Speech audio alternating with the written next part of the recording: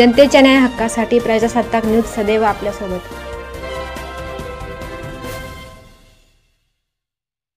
आता हे असं आहे की जेव्हा संपूर्ण महाराष्ट्रातच एक लाट म्हणूनच ही गोष्ट आलेली होती, एवढा मोठा बहुमत म्हणजे त्यांना जे मिळतं आहे याला कारण मीमांसा करता येईलच आपल्याला। काय कशाचा परिणामी कोणतं कर्तृत्व यांनी दाखवलं का इतकं मिळावं।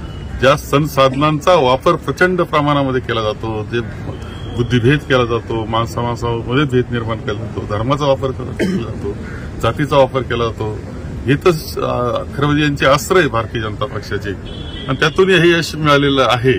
त्यामुळे खरं लोकशाहीला विपरीत यश हे नाही। विरोधी पक्ष नेता सुद्धा होऊ शकत नाही असं संख्याबळ कुठेतरी आघाडीकडे दिसते आणि याला जबाबदार कुठेतरी महायुतीने सगळे हे ठीक आहे। आता या सगळ्याचा परिणाम जे असतील ते भोगावे लागतील आणि दुरुस्त करावं लागेल। शेवटी देशाची लोकशाही वाचवायची असेल, राज्यघटना वाचवायची असेल तर आम्हाला आणखी काम करावं लागेल। एवढंच संघर्ष आहे, करू आम्ही। ती योजना राजकीय कारणाकरता म्हणूनच त्यांनी केली होती, त्यांची काही मूळ योजना ती नव्हती, तर राजकीय कारणाकरता त्यांनी केली होती। परंतु त्या व्यतिरिक्त सुद्धा जे संसाधनं वापरलेले त्यांनी त्याकरता पैसा 700 कोटी रुपये निर्णया ठिकाणी पकडले जातात। हा अनुभव म्हणजे रेकॉर्डवरच गोष्टी सांगतात। काय नाही ते वापर केला, धर्माचा वापर केला, माणसांमध्ये भेद निर्माण करण्याचे प्रयत्न केले। ही काही खरी लोकशाहीची प्रक्रिया नाही। त्यांनी उत्तर सांगितलं की हे 4 काम आम्ही चांगले केले, पुढे हे चांगले काम करू, याच्यावर ही निवडणूकच झाली नाही। आपण अनेक वर्ष संगमनेरचे आमदार राहिलात, 9व्या निवडणुकीला सामोरे जात होता आणि तुमचा पराभव झाला, काय कारण आहे तसं? ठीक आहे, काय कारण ते कारण पाहता येईल, हे करता येईल, त्याच्याबद्दल काही बात नाही। पुढे दोष असतील तर दूर आम्ही करतो नाही। एक तर आहे की 40 वर्ष लोकांनी मला आमदार म्हणून स्वीकारलं, खूप चांगल्या संधी मिळालेल्या आहे, या जनतेचा तर मी आभारच मानतो आहे।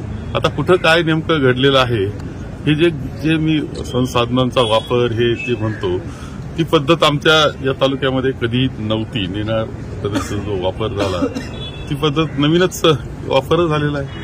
या सगळ्या गोष्टीचा परिणाम आहे, परंतु आम्ही आमचे काही असेल दोष तर ते दूर करण्याचा प्रयत्न करू। कशा पद्धतीनं इलेक्शन 1.5 महिना पुढे लोटलं गेलं, त्याच्यामध्ये जाहिरातीचा कार्यक्रम किती मोठ्या प्रमाणावर होता, पानाच्या पानं जाहिरात होत्या, टीव्हीवर आपण पाहिलं असेल किती जाहिराती, म्हणजे बातमी द्यायला वेळ नव्हता, जाहिराती ऐकावं लागत होत्या त्यांच्या। ही परिस्थिती आपण सगळ्यांनी पाहिलेली। त्यामुळे त्यांनी त्याचा उपयोग लोकांच्या मनामध्ये एक पद्धतशीरपणे जाण्याचा प्रयत्न त्यांनी केला।